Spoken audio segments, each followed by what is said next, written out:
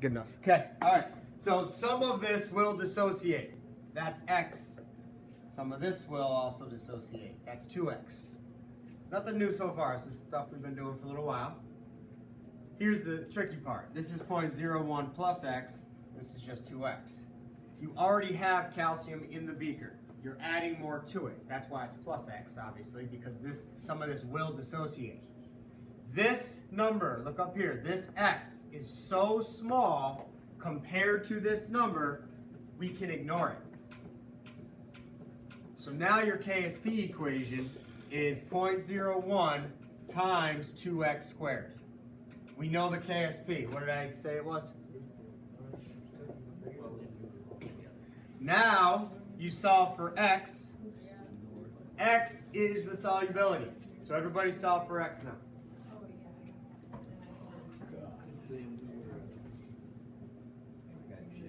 We're in the same sinking boat. Well, misery loves company. We're all in it together. We either sink together or float together.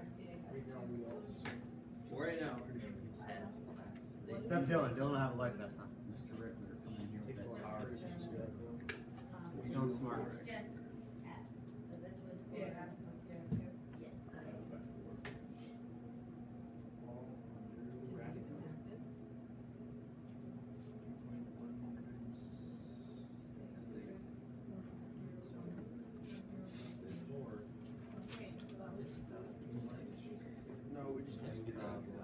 Then don't forget, there's a little tiny twist here.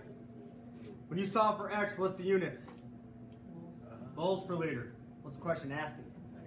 Grams per liter.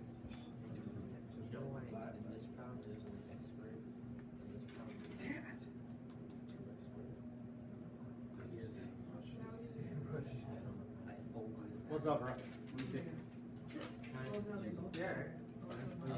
if I take the like, this one is like 2x squared, and then this, we need to solve for whatever it was, and then 2x squared this one. Maybe I screwed something up. Let me see. No, I don't know how to do that. Don't take any of my confusion as, it's because it's CL2. Oh, I know why. No, he's right. But it's because it's a different problem. Here, we're setting up an ice table because we don't know the concentrations, we don't know the change here. So that's going to be 2x because there's 2 that we know that.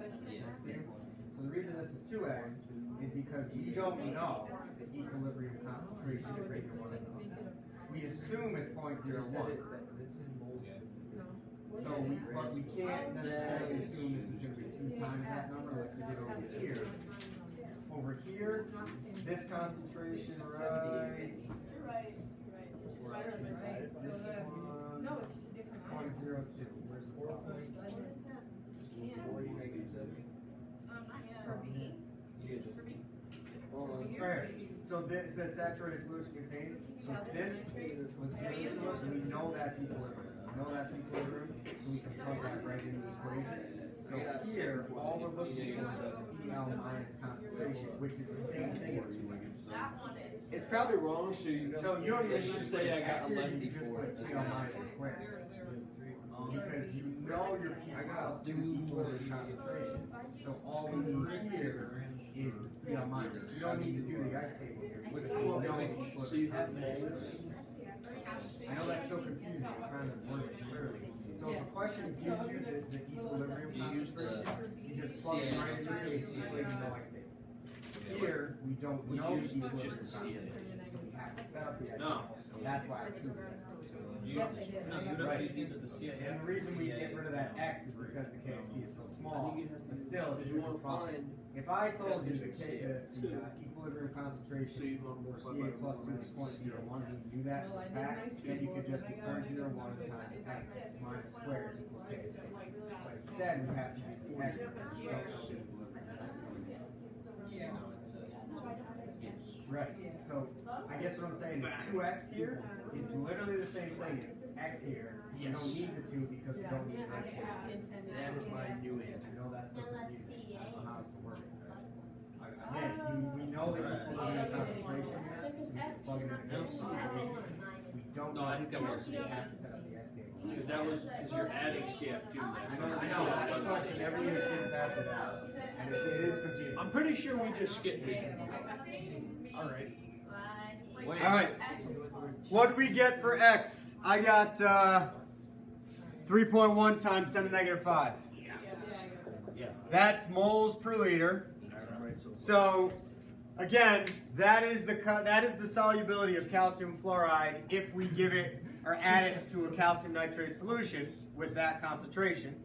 Now, how do we convert that to grams per liter? So this is really moles per liter. So we multiply that by, what's the molar mass? 78 grams per 1 mole.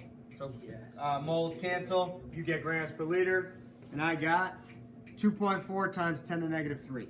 Yes. Okay, now part A. Yeah, because you want grams on top. So grams per mole, moles cancel, you want grams on top. You with me on that? Yeah. All right. In water, what'd you guys get for the molarity for X? I got 2.14 times 10 to the negative 4th. Yeah, that one. And then 1.67 times 0.167 grams per liter. Yes. Oh, I'm sorry, 0.0167. Yes. So let's compare that. So in water, is that's not on the thing, is it? Liam's not with me. 0.0167. That's in water. What was this one in grams per liter? Oh, what? So does that make sense that the solubility is higher in pure water? Yes. Yeah, Le Chatelier's principle. You already have a lot of this. All right, so we're going to be going this way. If you add more calcium, it's just going to shift this way, right? So you have a whole bunch of calcium in there, so if you want to dissolve it, it's not going to work too well because it's going to be shifting that way. So that makes sense that that number's smaller. Again, that's the weird little extra question AP test will ask.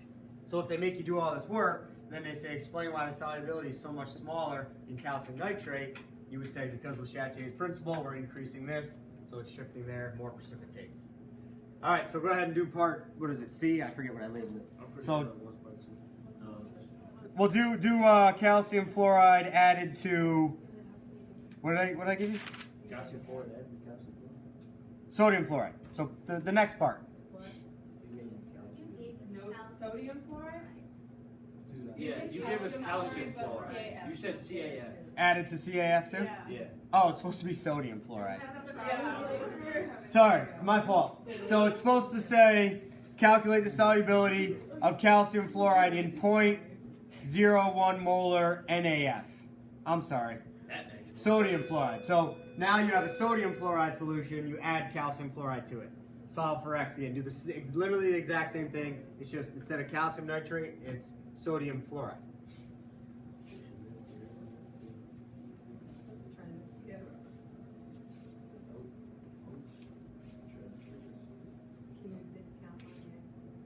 If you have to, yep.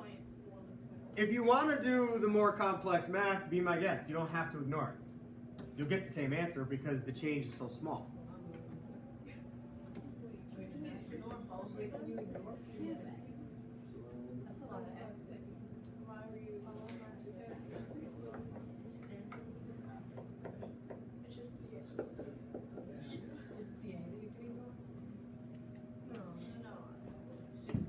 Usually you ignore the one that makes it hard.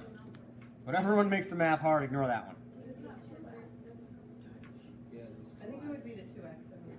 No. You can always ignore the X if the KSP is very small. So anything above -5, I would say. You should ignore the X. Can you ignore the 2x? This is going to Yeah, be plus yeah. X plus 2X. Yeah, yep.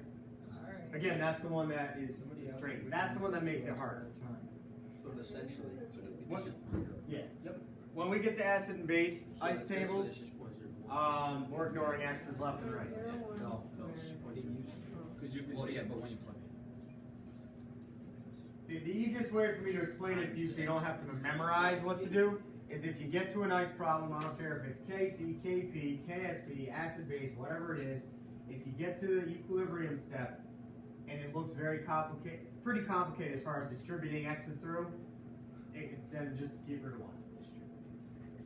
Just get rid of one because the K value is very small.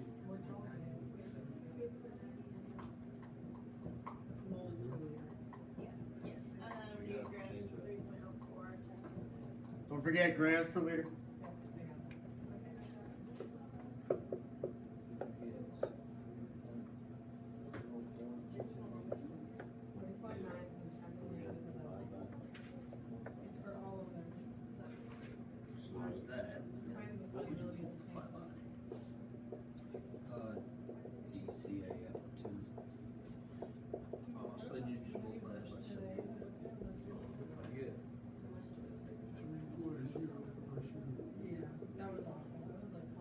All right, I'm picking up the pace here. I got 3.9 times 10 to the negative 7 for x. Yes. I got x times 0.01 squared.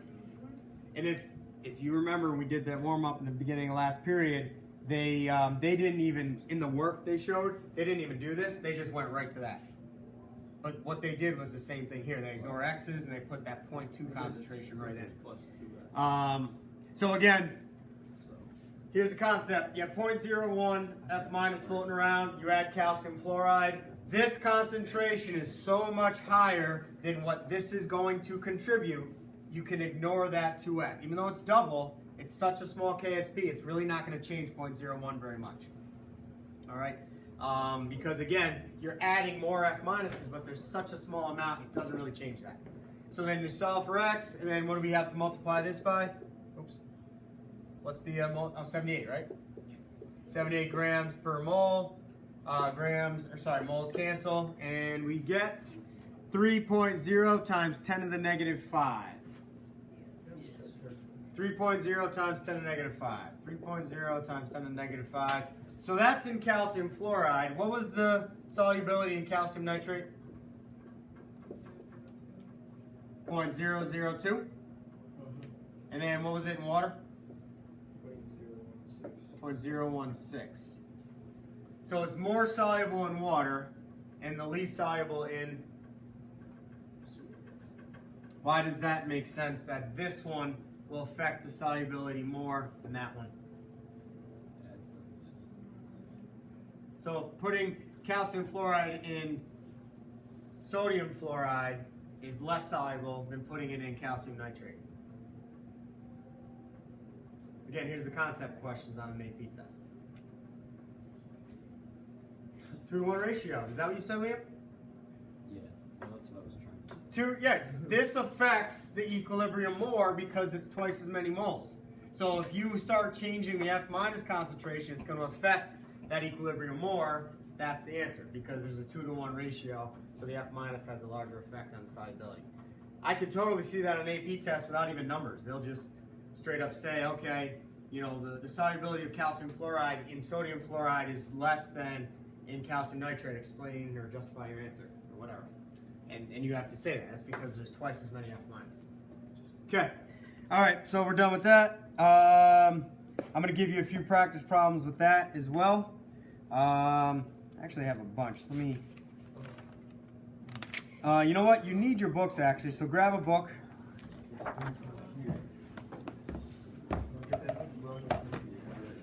Go to chapter 16.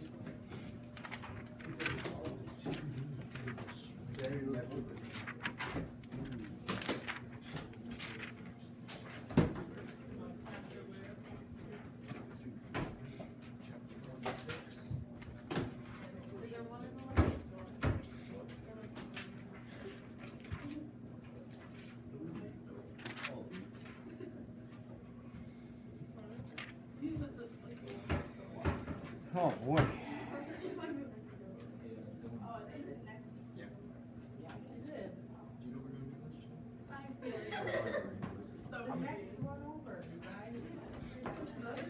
All right, I'll split up this assignment because it's kind of long here.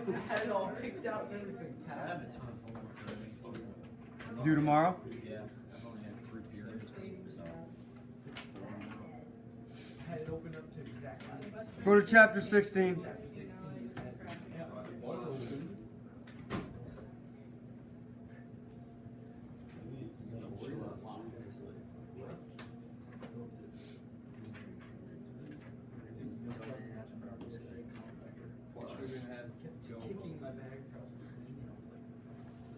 All right, and I'm gonna add 66 through 68. Okay. All right. All right. Well, why am I doing this here? Page 755. I wrote down. Why? What's 755? Why are we going there? Oh, you know what I wanted to show you guys? Where is the? Hold on a second. I wanted to show you. Remember the pre-lab where we heated up the test tube and then we cooled it down? It was supposed to get darker orange and then lighter. Yeah, it didn't really work so well.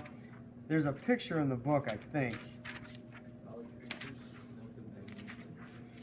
Milk of magnesia. Magnesia. Sounds like some magical thing. It is magical. Milk is magnesia. Alright, I guess I can't find the picture. I could have sworn they had a picture of it. Whatever. Alright. 755. What's on that page?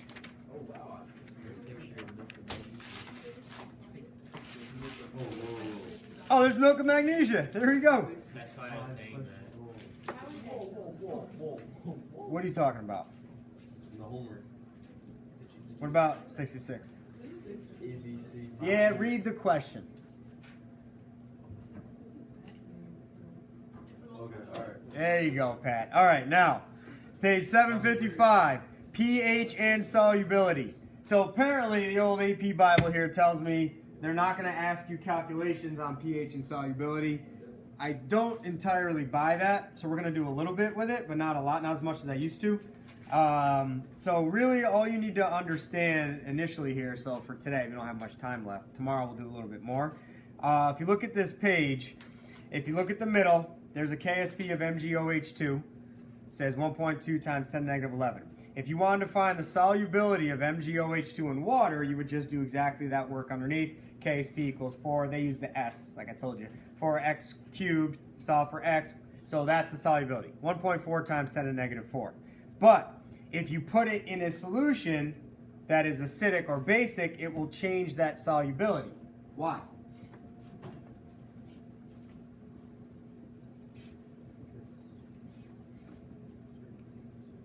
We just did two common ion problems. Why did putting calcium fluoride in calcium nitrate and sodium fluoride decrease solubility?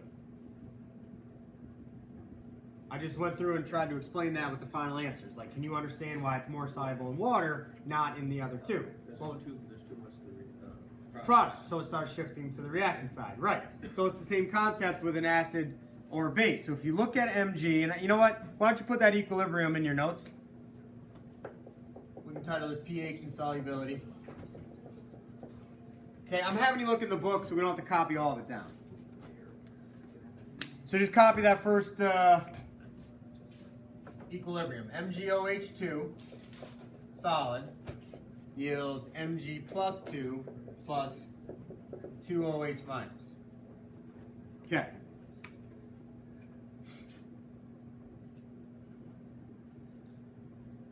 There are two equations I need you to remember. I don't think they're on your equation sheet. Yes, they are. If you look at the middle of that page there, where it says at equilibrium, therefore, OH minus equals 2 times 1.4 times 10 to the negative 4, which equals 2.8 times 10 to the negative 4. Everybody with me? I need you to follow me in the book. Now it says POH, 755, Liam.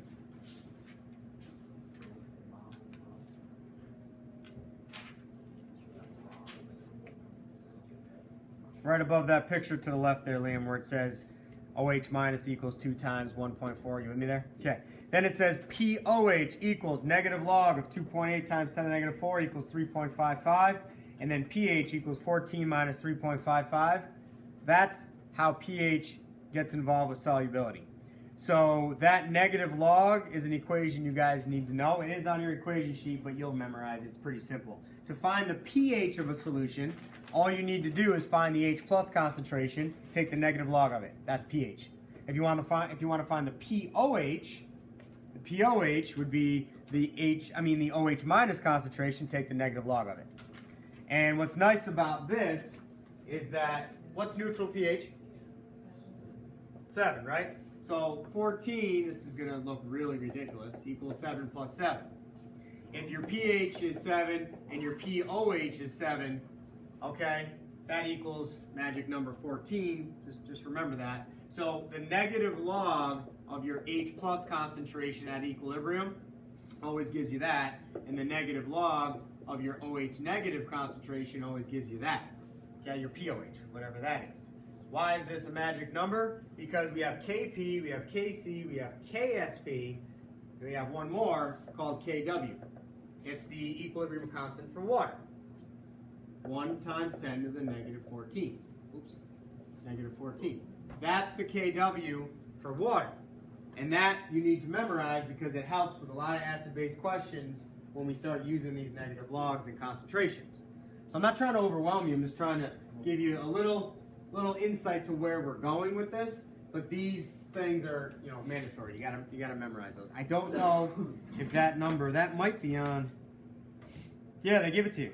KW right here. They give it to you. It's on your equation sheet. So I guess you don't have to memorize it, okay? But you will. It's just one number we use all the time.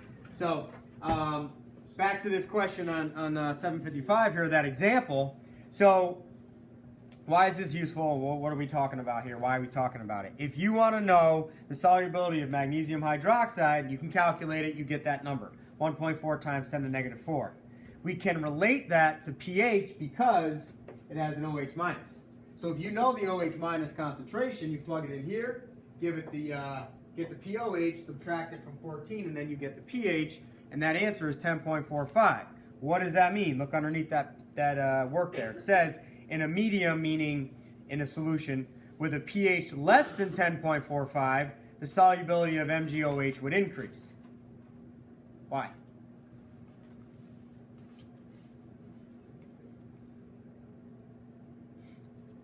I know this is kind of a lot all at once here.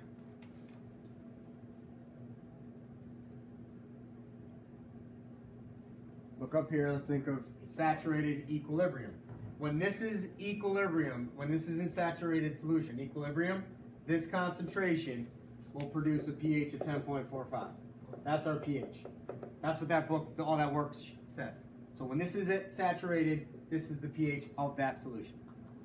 So if you have a pH less than that, what does that mean?